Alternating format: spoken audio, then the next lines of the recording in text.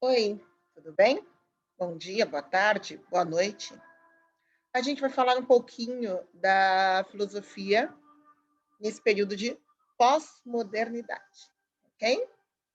Vamos ver alguns autores e alguns temas. É um recorte, não é a totalidade, nem se pretende, mas a gente vai rever alguns autores e ver alguns que foram pedidos.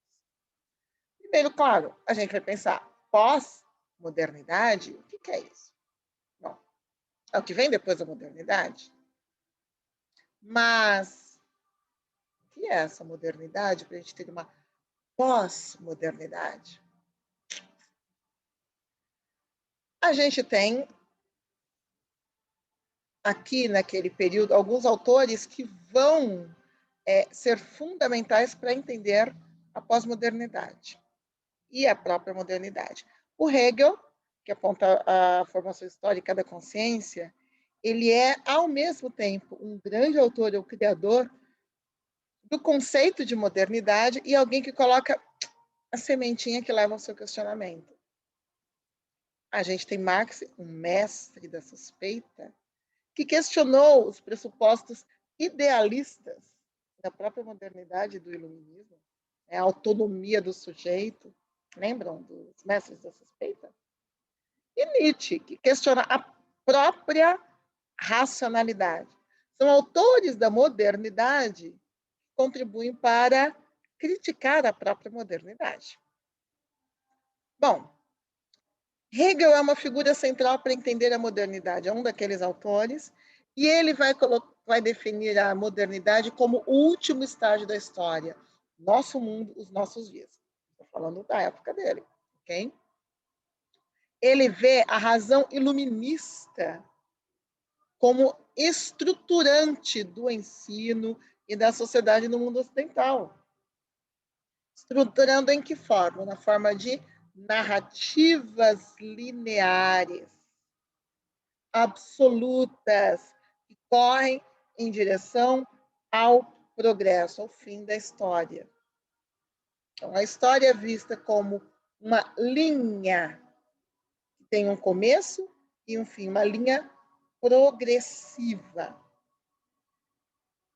Né?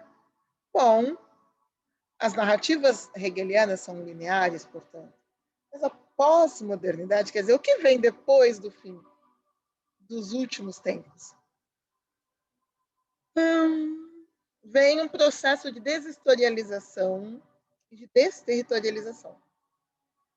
A gente tem, primeiro, uma razão que é instrumental, é pragmática, com muitas dúvidas e incertezas, que vem em decorrência do próprio iluminismo, uma prevalência da técnica, né? E o real se convertendo em virtual pouco a pouco, no decorrer do século XX, e uma pulverização dos saberes, da técnica, da tecnologia e do próprio entendimento do que é a filosofia e o seu papel.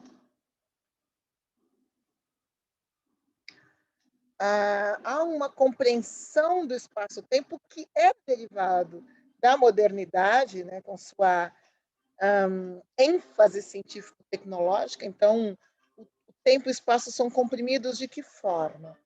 As distâncias ficam mais curtas, essa é a compressão do espaço. Aquele lugar ao qual você chegava em 3 meses, você chega em 3 horas. E há uma compreensão do tempo também. Aquilo que era feito ao longo de um mês é feito agora ao longo de horas. Tempos pandêmicos, que eu digo. A pós-modernidade, com toda essa compressão e essa influência científico-tecnológica, ela traz também a mudança da lógica linear. A gente não falou de Hegel como aqui, né? A história como uma linha, um caminho que tem destino. Na pós-modernidade, a gente passa a trabalhar com uma lógica rizomática, em que a gente começa a perceber tudo entrelaçado, mas sem ver. Não é uma questão de objetivo, é uma lógica de redes. E não uma lógica linear, mecanicista, cartesiana, por exemplo. uma lógica diferente. Não é do sim ou não, mas aquela que comporta vários nuances entre o sim e o não, entre o é e o não é. Tem gradações. Bom, alguns autores que a gente vai ver nesse recorte. O Bauman fala dessa fluidez da vida. Foucault, Mecanismos de Poder. A Judith Butler, da Além da Linguagem. Chimamanda Ngozi Adichie, da História Única. E Djamila Ribeiro, Lugar de Fala. O Bauman, ele tem uma obra sobre a vida líquida. Ele traz o conceito de vida líquida. Uma vida em que não há mais permanência, em que a mudança é tão rápida que ela gera a sensação de não permanência. E a não permanência é não pertinência. Aqui eu me agarro. Quando tudo flui, quando tudo muda. Ele olha para a sociedade, o Bauman, como uma sociedade líquida, uma sociedade de indivíduos. Cada um deve ser um indivíduo, cada um deve ser diferente, para ser igual é preciso ser diferente. Sabe? Quer dizer, há uma imposição da diferença. Eu preciso ser diferente, porque senão eu não sou aceito, eu não sou igual. Então, é um culto da individualidade. Ao mesmo tempo, essa individualidade, esse culto à individualidade traz uma aporia. O que é uma aporia? É uma dificuldade. Aporia quer literalmente dizer sem saída. Tá? Então, o que o Bauman fala? Em suma, como um ato de emancipação pessoal e de autoafirmação, a individualidade parece carregar uma aporia, ou inata aporia, uma contradição insolúvel. Precisa da sociedade simultaneamente como berço e como destino. Qualquer pessoa que procure sua individualidade, ao mesmo tempo em que esquece, rejeita ou menospreza a sóbria, sombria verdade, se arrisca a enfrentar muita frustração. A individualidade é uma tarefa que a sociedade dos indivíduos estabelece para seus membros, como tarefa individual, a ser realizada individualmente por indivíduos que usam recursos individuais. E, no entanto, essa tarefa é autocontraditória e autofrustrante. Na verdade, é impossível realizá-la. Ele coloca que essa individuação é uma força que a sociedade exerce sobre o indivíduo, e aí é uma aporia, porque ela vem da sociedade e é uma exigência da sociedade. Guarda essa palavra, aporia. E então, o que acontece com esse peso que cai sobre o indivíduo? Ele é o único responsável por seus méritos e fracassos. E isso o Bauman critica bastante. A sociedade que impõe sobre o indivíduo a necessidade de se individualizar exige dele e somente dele que assuma seus méritos e fracassos, sem ver o conjunto. Então, isso se torna um peso. E nesta sociedade líquida, como todos estão correndo para um rio e cada um é unicamente responsável pelo seu salvamento ou por sua perdição.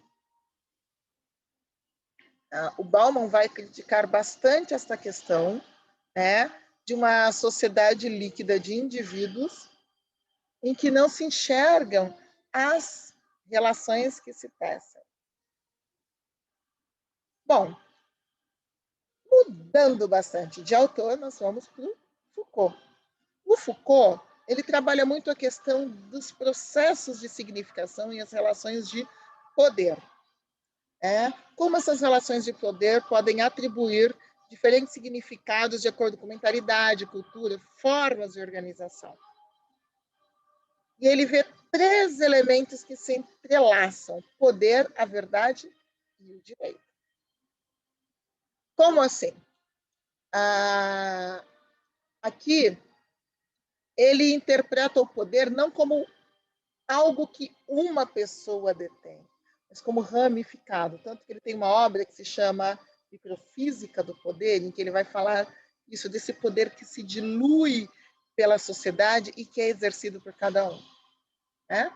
Aqui, no Foucault, a questão tradicional da filosofia política poderia ser esquematicamente formulada nesses termos. Como pode o discurso da verdade, ou simplesmente a filosofia entendida como o discurso da verdade por excelência, fixar os limites de direito do poder? Eu, Foucault, preferiria colocar uma outra, mais elementar e muito mais concreta em relação a essa pergunta tradicional, nobre e filosófica, de que regras de direito as relações de poder lançam mão para produzir discursos de verdade? Em uma sociedade como a nossa, que tipo de poder é capaz de produzir discursos de verdade dotados de efeitos tão poderosos?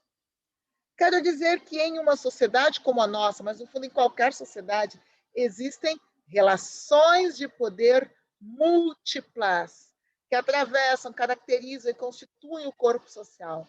E essas relações de poder não podem se dissociar, se estabelecer nem funcionar sem uma produção, uma acumulação, uma circulação, um funcionamento do discurso. O discurso da Foucault é fundamental para o que ele chama de produção, acumulação, circulação e funcionamento, para o poder, para as relações de poder. Então, para o Foucault, na nossa sociedade, o poder vai diluindo e cada um tem o seu micropoder. Então, aquela pessoa que marca uma consulta, ela tem o poder de marcar ou não marcar. Ela pode dizer, eu não gosto de alguém, eu não vou marcar aquela consulta. É o paciente que usa o seu micropoder para dizer, eu não vou tomar esse medicamento. Eu vou tomar o outro. É o filho que faz birra, o pai que põe de castigo, são exercícios de poder, mas que se manifestam principalmente na linguagem. Quando dizemos como o mundo deve funcionar, que posições cada um deve assumir. Quem está autorizado a falar e quem não está. Quem pode falar e quem não pode falar. Que falas são válidas e que falas não são. Que discursos que valem e que discursos que não valem, onde e como. Ou seja, quem tem autoridade e quem não tem. Quem é legitimado e quem não é. O Foucault olha para a sociedade a partir dessas relações de poder e ele faz de duas formas, pela arqueologia e pela genealogia. Ou seja, ele busca a origem e o início de determinadas relações de poder. E assim ele vai trabalhar questões como a loucura, a sexualidade, a vigilância e punição, para mostrar essa circulação de poder na nossa sociedade.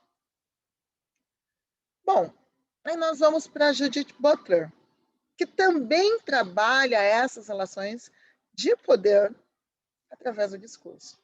A Judith Butler, ela parte da obra de Simone de Beauvoir. Ela começa como estudiosa de Simone de Beauvoir e toda aquela questão existencialista que se liga a gênero, né? Sobre como as pessoas se tornam o que são, qual é o processo existencial de tornar-se mulher, que é a preocupação aqui na obra de Beauvoir, e a Judith Butler vai além.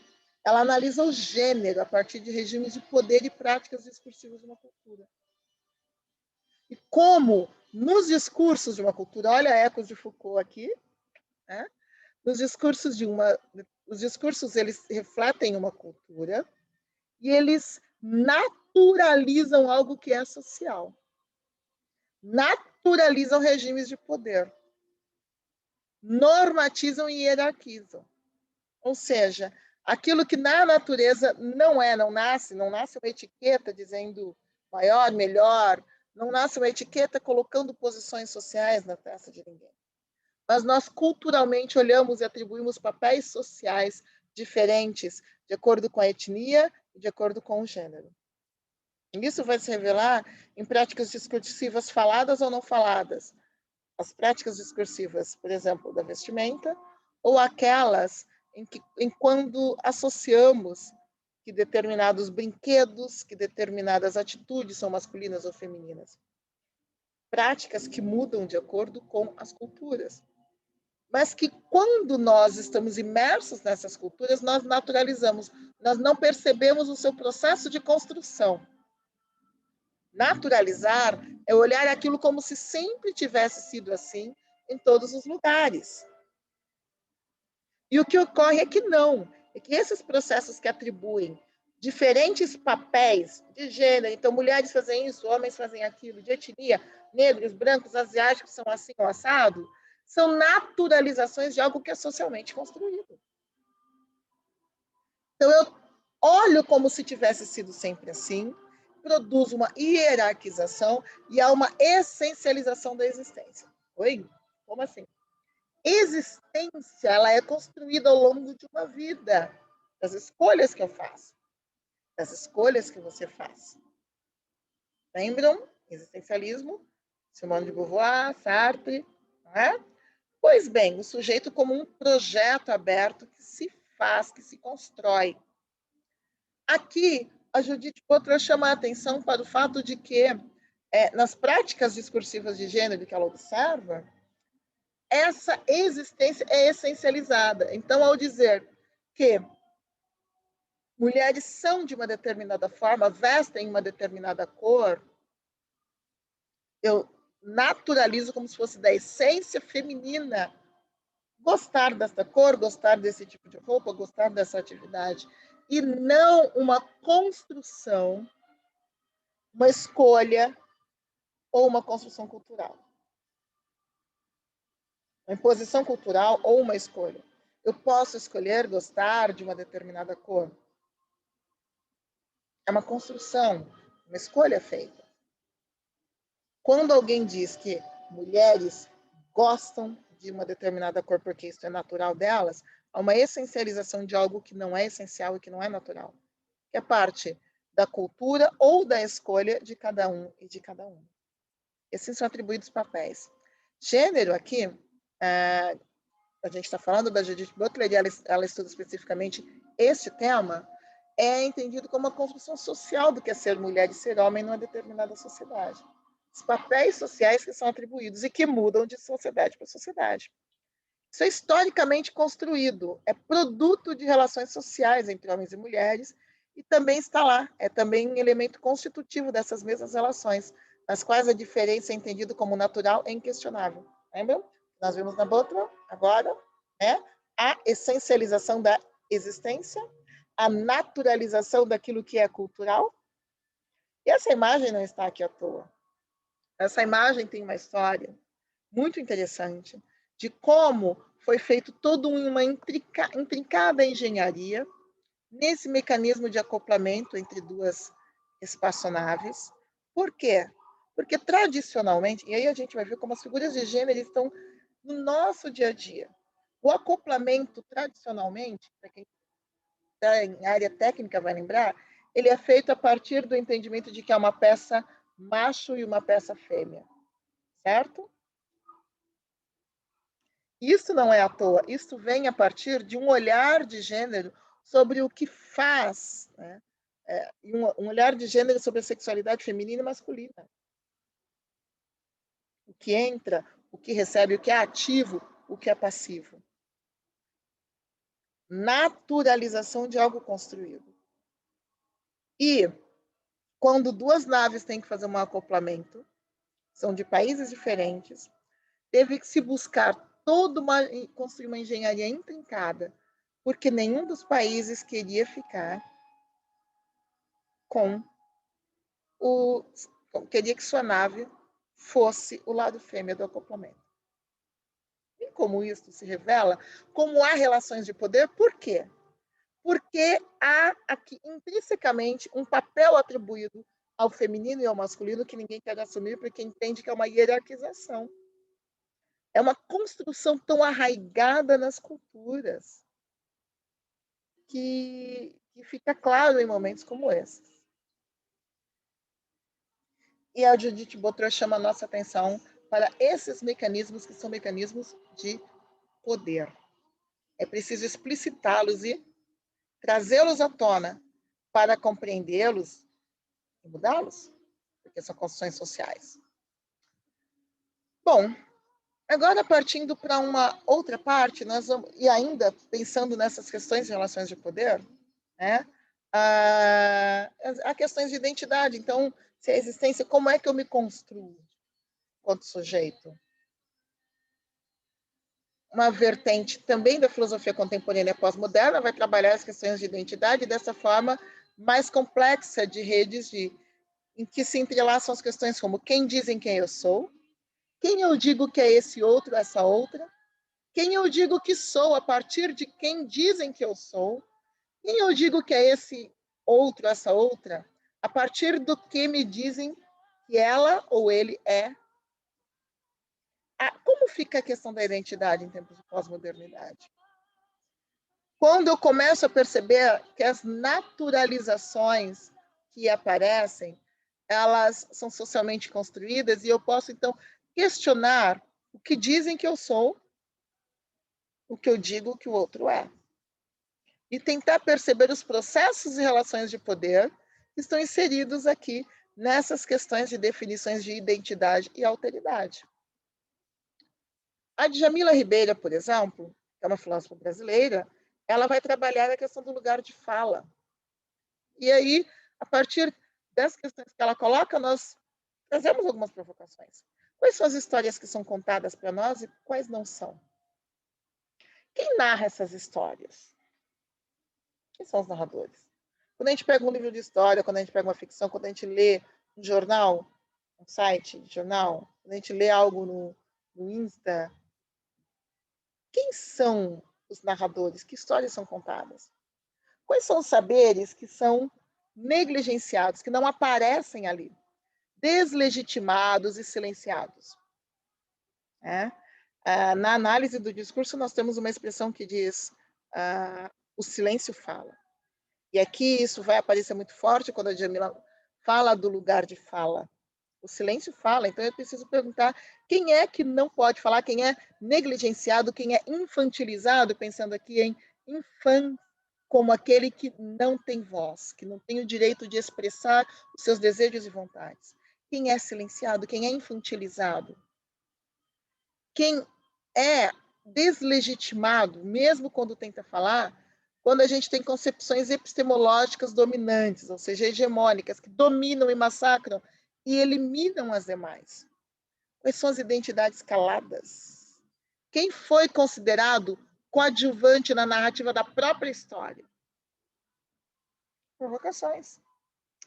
Quem não tem o direito de contar a própria história?